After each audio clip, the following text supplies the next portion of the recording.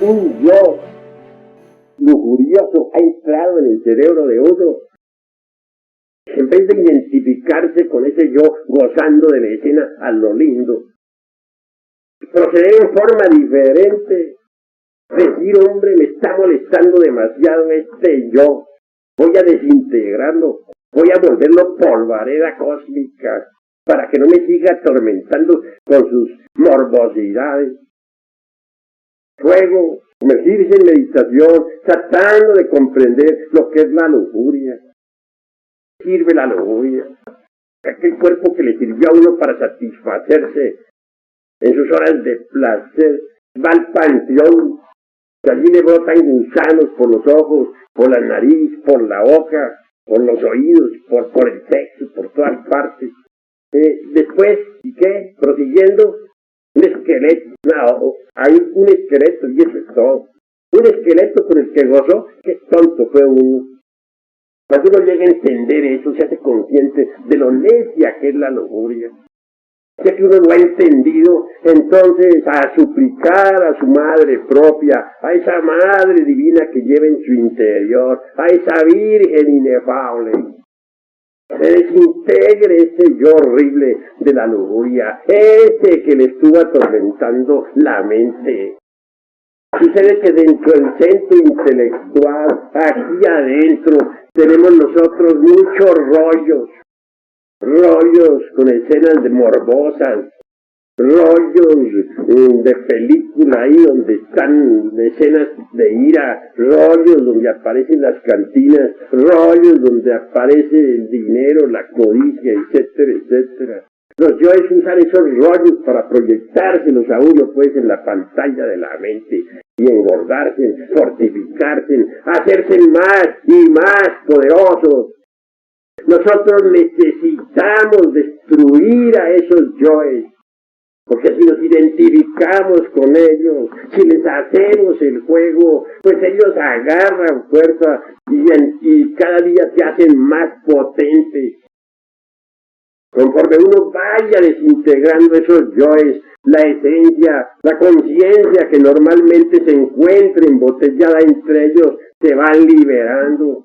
Entonces uno va despertando en otras regiones. Durante las horas esas en que el cuerpo duerme, uno se irá viendo consciente fuera del cuerpo. Cuando ya el 100% de conciencia esté despierta, entonces uno estará iluminado, podrá ver, podrá oír, podrá tocar, podrá palpar la verdad. Podrá entonces platicar con los seres inefables, cara a cara. Podrá conocer los misterios de la vida y de la muerte. Pero ya les digo a ustedes, necesitamos autoobservarnos. Conforme nos vayamos autoobservando, el sentido de esa autoobservación psicológica se irá desarrollando y desenvolviendo. Y cuando ese sentido se desarrolle, entonces podremos ver al yo que estemos trabajando. Si estamos trabajando un yo de ira, lo veremos. Ese yo aparecerá ante nuestra vista. Y a medida que estemos trabajándolo para desintegrarlo, para pulverizarlo, iremos viendo el resultado de nuestro trabajo. Y cuando ya el yo se vuelva polvo, lo veremos cómo se vuelve polvo. Sí, pues el sentido de la autoobservación psicológica está latente en todos ustedes, pero necesitan desarrollarlo, y se desarrolla, les digo, a base de autoobservación. Uno necesita vivir en estado de alerta percepción, alerta novedad, de instante en instante, de momento en momento, para autodescubrirse. El ser humano realmente, o el humanoide, para hablar más claro, lo único que tiene adentro es un montón de yoes. Eso es todo.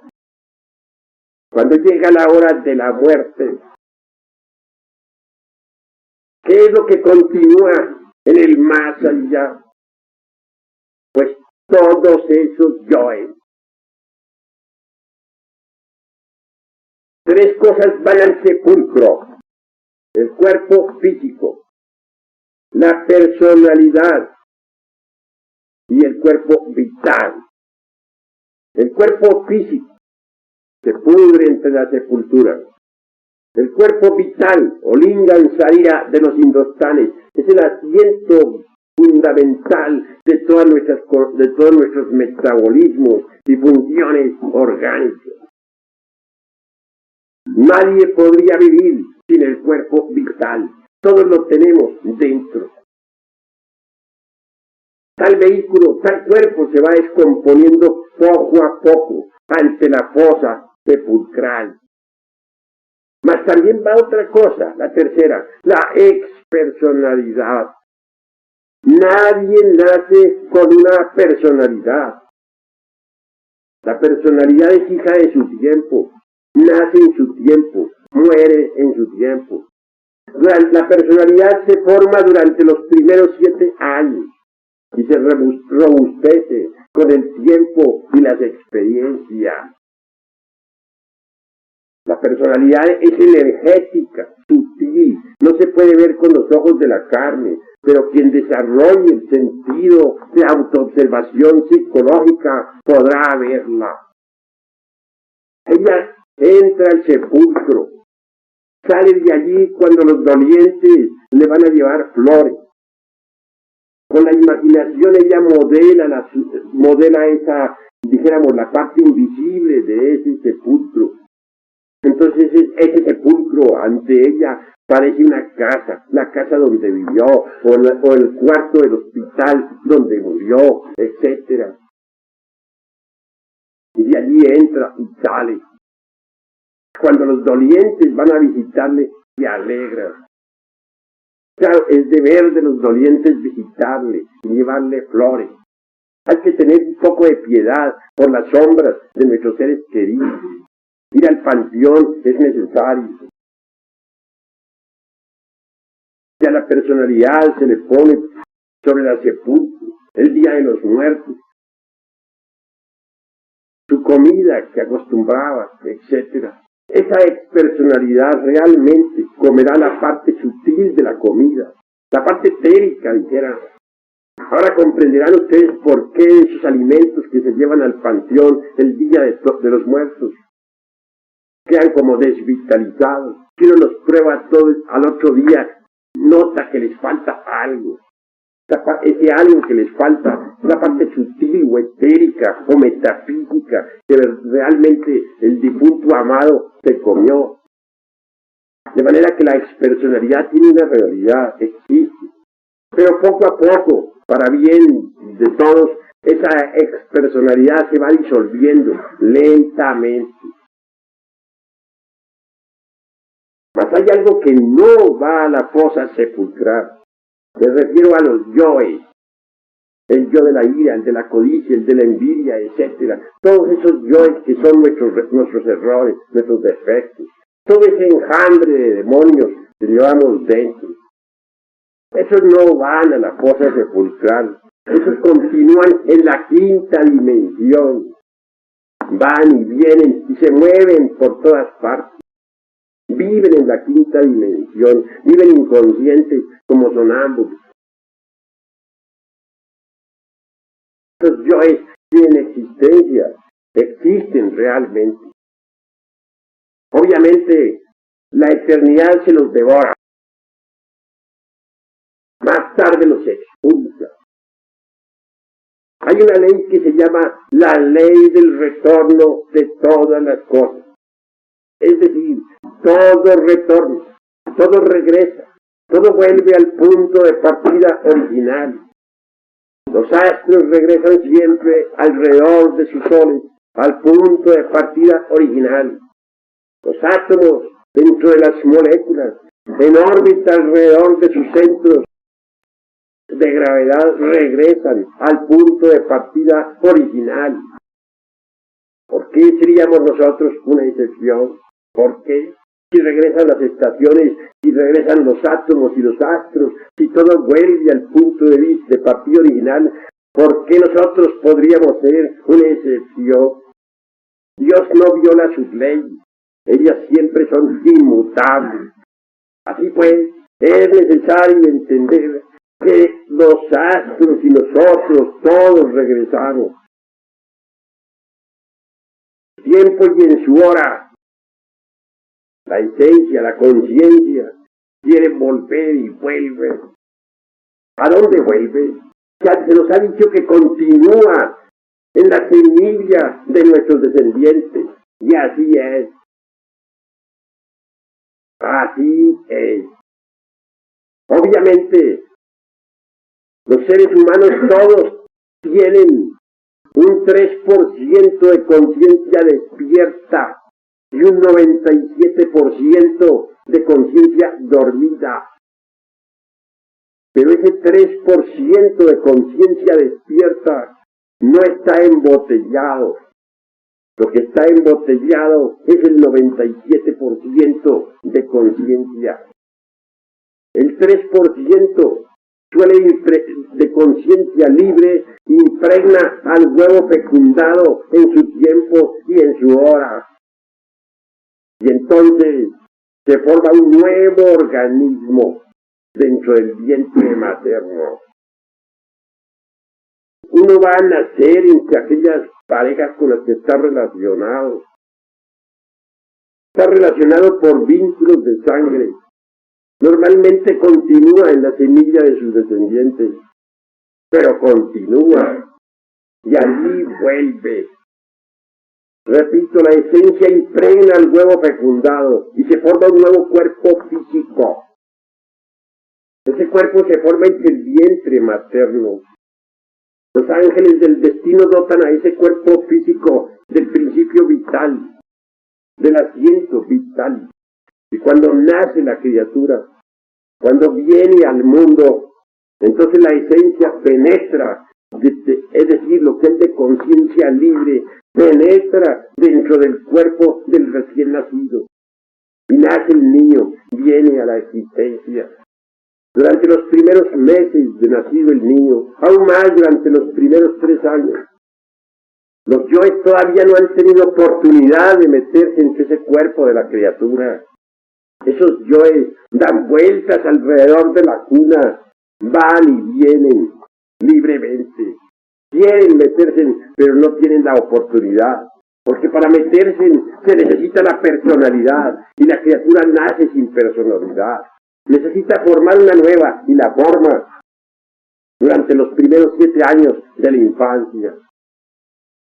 Tarde comienzan esos yoes a meterse dentro del cuerpo del niño. Entonces aparecen los primeros relámpagos de ira o de celo, etc. Pero mientras esos yoes no se han metido en el cuerpo de la criatura, el niño es absolutamente inocente.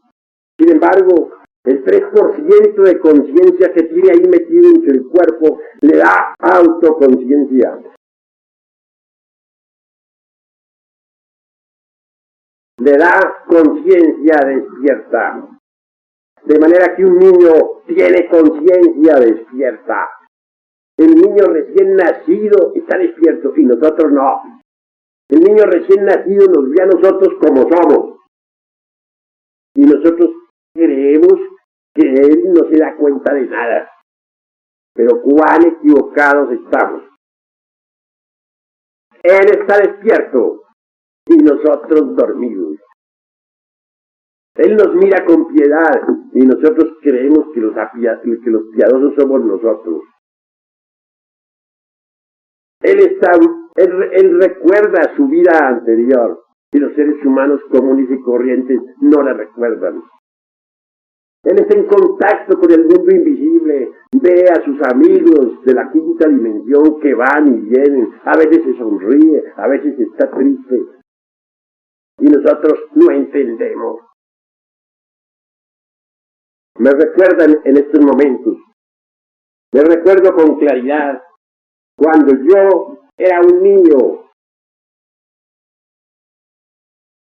nací con conciencia despierta. Recuerdo exactamente el instante en que nací. De pequeño, podía recordar mis vidas pasadas. Recordaba mi antigua existencia, recordaba todos mis seres queridos y lloraba. Pero mi buena madre pensaba que lloraba de hambre o de sueño. Y claro, venía a atenderme. Y fui creciendo y no se me olvidó mi existencia anterior, ni mis existencias anteriores, porque uno viene a este mundo realmente muchas veces. Yo recuerdo con exactitud el momento en que desencarné en mi pasada existencia. Recuerdo cuando el galeno tomó el pulso de mi mano y luego sentándose en la única silla que existía entonces en esa casucha horrible donde desencarné, moviendo la cabeza negativamente, dijo: este caso está perdido. Cuando él se retiró, un frío tremendo invadió mi cuerpo. La buena mujer que me acompañaba solamente oró, suplicando a San Pedro, a San Pablo, a los santos inefables. Mas todo fue inútil. Luego sentí unas manos que me agarraban por la cintura. Tales manos me sacaron fuera del cuerpo. Era el ángel de la muerte, porque de ellos hay legión. Con su voz cortó el hilo de la vida. Y lo sutil que Marcel Lozán Rampa llama el cordón plateado. Algunos llantos más llegaron a mis oídos espirituales. Ya había desencarnado. Pasó algún tiempo antes de que volviera a tomar cuerpo. Un día, uno de los ángeles de la ley, uno de los señores del karma acercándose me dijo: maestro Samael Aumbeor, ya todo está listo, sígame. Y yo le seguí. Y él penetró a lo largo de un viejo pasadizo empedrado. Llegó a un patio lleno de macetas. Y yo le seguí. Atravesó por una sala. Yo iba atrás de él. Y al entrar a una recámara, llegaron a mis oídos los sufrimientos de una mujer que tenía dolores de parto. Miré y vi algo más. Un hilo muy sutil me conectaba con ese cuerpecillo que estaba por nacer. Y nació la criatura. Y en el instante en que hizo su primera respiración, me sentí atraído instantáneamente hacia el interior de aquel cuerpecito. Sentí algo muy similar a lo que siente una persona que duerme. Y alguien viene y la toca. Instantáneamente esa persona despierta. Yo al despertar me encontré metido dentro de un nuevo cuerpo. Un cuerpo de niño. Lloré sorprendido. Claro, aquella enfermera que atendía consideraba que eso era normal, que así lloran siempre los niños que nacen. Más aún, recuerdo cuando después de la consabida operación aquella de cortar el cordón umbilical, se me colocó en el mullido lecho junto a mi madre. Un gigante enorme, porque así lo veía, pues mi cuerpo era pequeño. Se acercaba, me miraba y sonreía. El gigante era mi padre. Y fui creciendo poco a poco, sin perder jamás el recuerdo de mi vida anterior. Y así como recuerdo mi vida pasada con todos sus detalles, feos y señales, recuerdo todas las existencias que he tenido en este mundo desde el amanecer de la vida.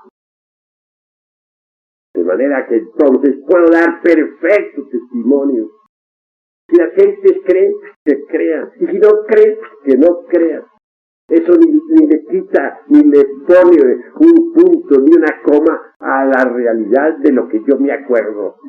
¿Quién podría arrancarme de entre los sesos lo que me acuerdo? Si viniera un sabio, el sabio más grande del mundo, y me dijera, Señor, todo eso que usted dice es falso, yo diría, Señor, usted puede ser muy sabio, pero usted no puede arrancarme entre los sesos lo que yo me acuerdo. Esa es la verdad. ¿Cómo podría mañana alguien decirles a ustedes que ustedes no estuvieron aquí en esta sala? Y si alguien fuera un sabio y les dijera a ustedes que ustedes lo que tuvieron fue una alucinación, ustedes jamás estuvieron en esta sala, que nunca escucharon al maestro Samael Aún Weor, ustedes le responderían al sabio, Señor, usted puede saber mucho, pero que yo estuve, que lo estuve escuchando, esto sí que no me lo arranca ya mí entre los sesos. Así me pasa a mí con el recuerdo de las vidas anteriores. Conocí al egipcio y al romano. Conocí la Atlántida y puedo hablar de ella. Vi cómo perecieron los atlantes. Soy un testigo de la aurora de los siglos. Yo vi salir la tierra entre el caos. Y por eso doy testimonio. Y por eso lucho para poder hacer a las gentes partícipes de ese camino que conduce a la liberación final. Desgraciadamente las gentes, repito, tienen la conciencia dormida. Y por eso, aquellos que se burlan de mí, a veces no me queda más remedio que hacer lo que dijo el Cristo. Padre mío, perdónalos, porque no saben lo que hacen. Es obvio, están dormidos. Si estuvieran despiertos, no se burlarían. Entonces, ¿qué me queda? Perdonarlos, llamarlos. Eso es obvio. Así pues que bien vale la pena luchar uno por una autotransformación radical. Necesitamos cambiar, necesitamos ser diferentes, volvernos distintos. Esto solamente es posible eliminando de nuestra psiquis, eliminando de nuestro interior estos yoes diablos que personifican a nuestros errores. Algunos de ellos a veces toman gran fuerza eléctrica. Me refiero, por ejemplo, al famoso diablo prestidigitador. Ese yo, es un yo que algunas personas lo tienen. Se carga con la fuerza eléctrica sexual, sobre todo en los jóvenes, sean estos varones o hembras. Y tiene poder a veces para producir fenómenos físicos, mover mesas, dar golpes en determinados lugares, etc. Conocí el caso de una joven que era perseguida constantemente por un tal de esos diablos prestidigitador. Era un yo de ella misma, no era de otra persona. Pero ella lo llamaba, le daba un nombre, le decía Luzbel. Sucedió que aquella mujer, que era una pobre criada, sufría lo indecible. Donde quiera entraba a trabajar y ahí la corría. ¿Saben ustedes por qué? Sencillamente porque en presencia de ella se suscitaban fenómenos espantosos, horribles. Los platos que iba a servir a la mesa de pronto resultaban por los aires.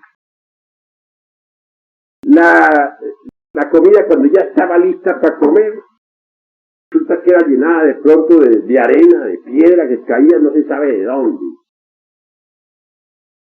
La mesa se levantaban solas en el aire. Ruidos extraños en las bardas. La mujer siempre tenía dinero. ¿Por qué? Porque el diablo prestidigitador le lanzaba siempre una monedita y a tostón.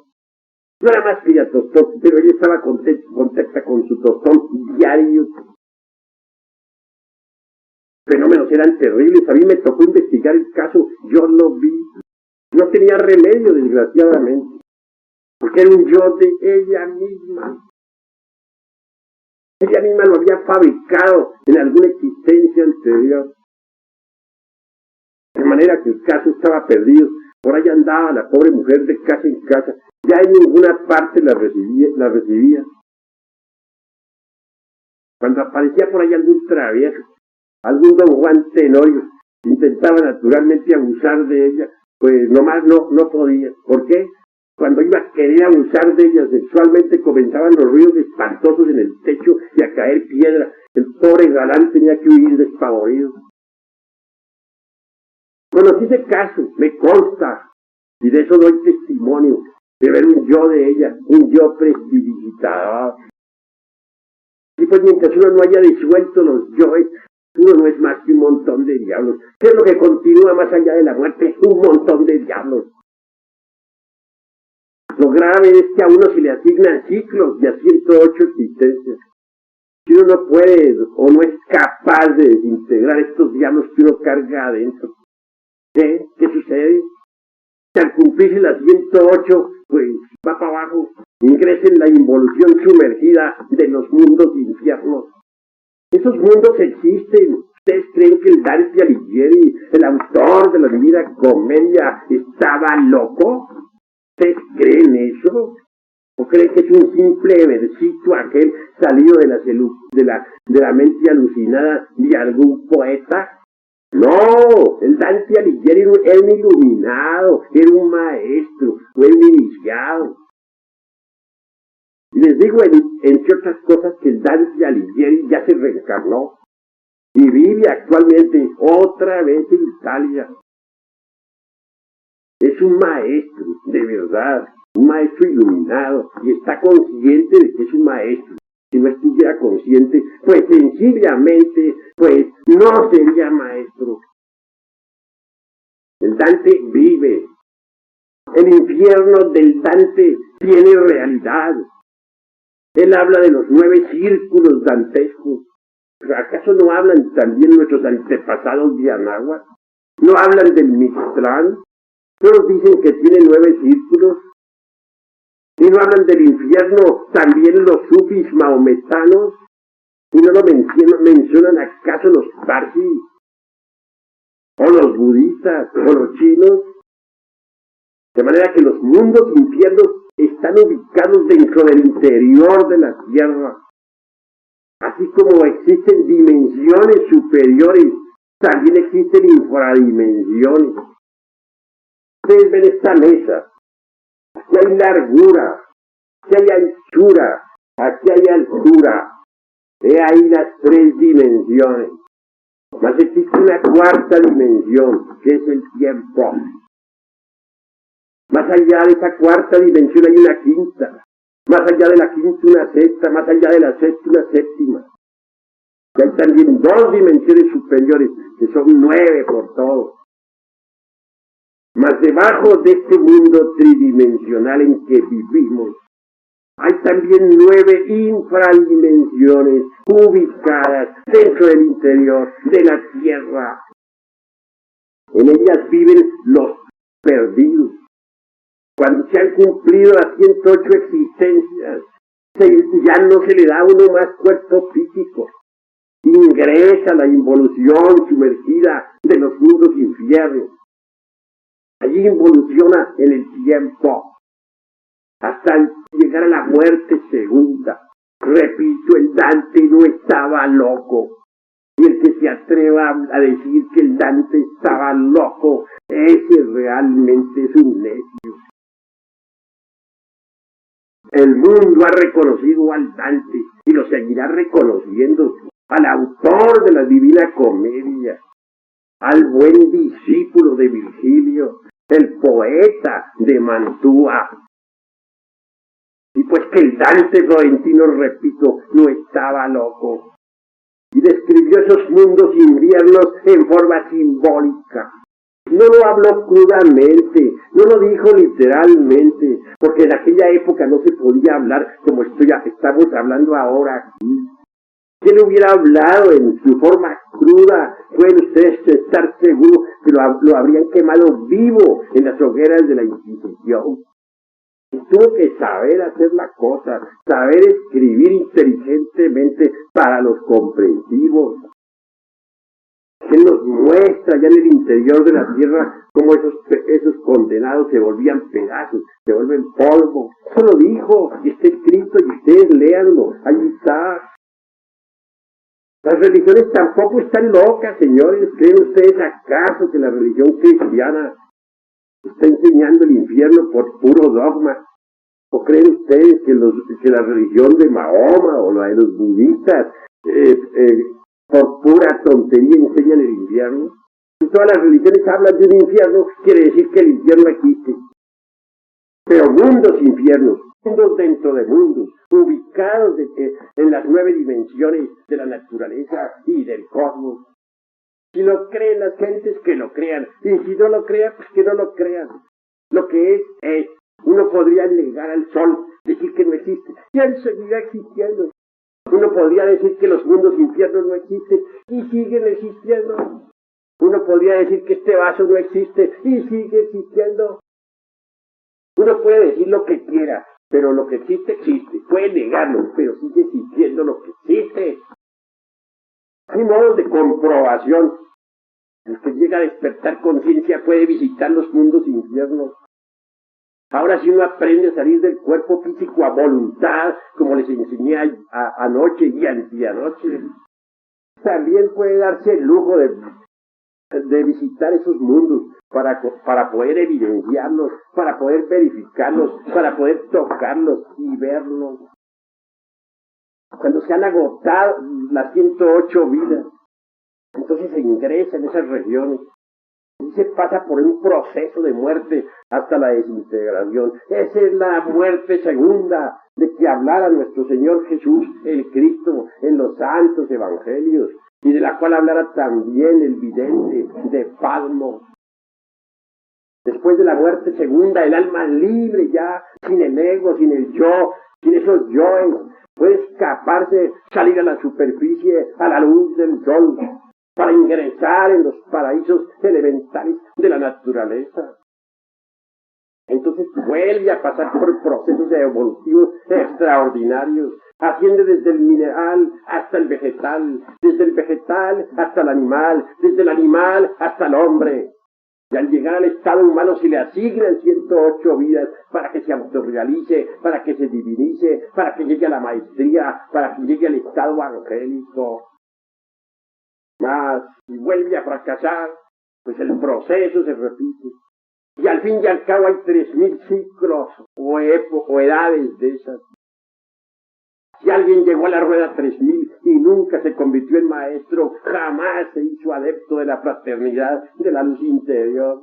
Al fin se sumerge su alma, su esencia pura, sin ego, sin nada de eso, entre el océano de la gran realidad. Es una centella de Dios que tiene derecho a gozar de la felicidad. No será un maestro, pero sí una centella de la divinidad. Así pues quiero que ustedes sepan, podemos nosotros evitarnos el descenso al Mictlán, al Averno, y eso es posible destruyendo ahora mismo todos estos yoes que llevamos en nuestro interior. Hay necesidad de cambiar radicalmente. Un hombre es lo que es su vida. Si un hombre no cambia su vida, si no la transforma, si no trabaja para modificarla, está perdiendo el tiempo miserablemente. La muerte es el regreso al principio, al punto de partida original. Cuando uno muere, se lleva al otro lado su propia vida.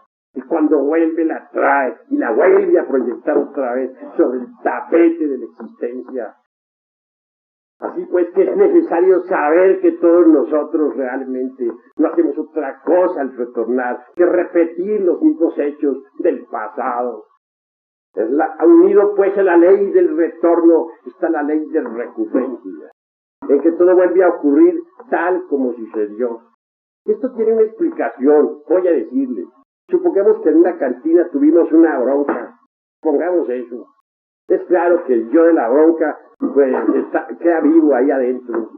Cuando llega la hora de la muerte, que todos los yoes entran en la quinta dimensión y el de la bronca también. Cuando uno retorna, cuando vuelve a este mundo, ahí está el yo de la bronca. ¿Qué aguarda? Y cuando uno nace, ¿qué se hace ese yo? Pues entra en el cuerpo después de cierto tiempo. Pero a la edad en que sucedió la bronca en la pasada existencia, a esa edad vuelve la bronca. ¿Por qué? Si el acontecimiento sucedió cuando se tenían 30 años, el yo de la bronca de todas maneras ahí está vivo y aguarda que llegue la edad en que se sucedió el acontecimiento, la vida pasada. Es decir, aguarda tener 30 años para volver a salir a formar la bronca. Y cuando cumple los 30, va a buscar la cantina y a buscar al tipo con el que peleó. Telepáticamente se pone en contacto con el yo del tipo con el que peleó en la pasada existencia. Y vuelve a encontrarse con el tipo otra vez en otra cantina similar. Y la bronca se repite. Supongamos que un individuo a la edad de 30 años tuvo una aventura amorosa con determinadas damas. El yo de la aventura está vivo. A la hora de la muerte, el yo de la aventura entra en el mundo invisible.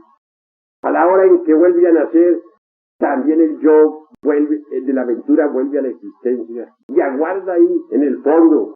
Aguarda que llegue la edad de 30 años, que le llegue su tiempo. Y cuando le llega su tiempo, telepáticamente va a buscar a la mujer de la aventura. Y el yo de la mujer de la aventura hace lo mismo y al fin se encuentran. Se repite el proceso. Esa es la mecánica de la ley de recurrencia. Todo vuelve a ocurrir tal como sucedió, más sus consecuencias, buenas y malas. La ley de la recurrencia existe. Algunos escritores la han citado, pero son pocos realmente, o mejor dicho, raro es el que sabe describir la mecánica de la ley de recurrencia. Esa ley existe. Nosotros vivimos repitiendo exactamente nuestros mismos errores. Cometemos ese error de estar repitiendo nuestros mismos errores. Nosotros cargamos dentro de nosotros mismos con los errores. La vida está hecha de comedias, dramas y tragedias. Para cada comedia, para cada drama, para cada tragedia, se necesitan actores. Uno es el actor de los celos, otro es el de la codicia, otro es el de la envidia, otro es del orgullo, etcétera. Pero si mueren los actores, ¿dónde quedan las comedias, los dramas y las tragedias? Si logramos desintegrar a esos actores que son los yoes, ¿en qué quedan todas esas comedias, dramas y tragedias? Cuando eso sucede, la repetición se hace imposible. Entonces nos libertamos de la ley de recurrencia, nos hacemos libres y soberanos, nos liberamos, nos convertimos en seres inefables. Y pues necesitamos trabajar sobre nuestra propia vida, transformarla. Es urgente que nosotros hagamos de nuestra vida una obra maestra. La autoobservación psicológica directa nos permite a nosotros autoconocernos, autodescubrirnos. Aquí no se trata de seguir esta o aquella teoría, o de defender tal o cual escuela. No. Aquí lo que se trata es de autoobservarnos directamente, para autoconocernos, para saber quiénes somos, qué es lo que tenemos por dentro. Solo así podemos realmente trabajar sobre sí mismos y transformarnos. Hasta aquí mis palabras hoy domingo.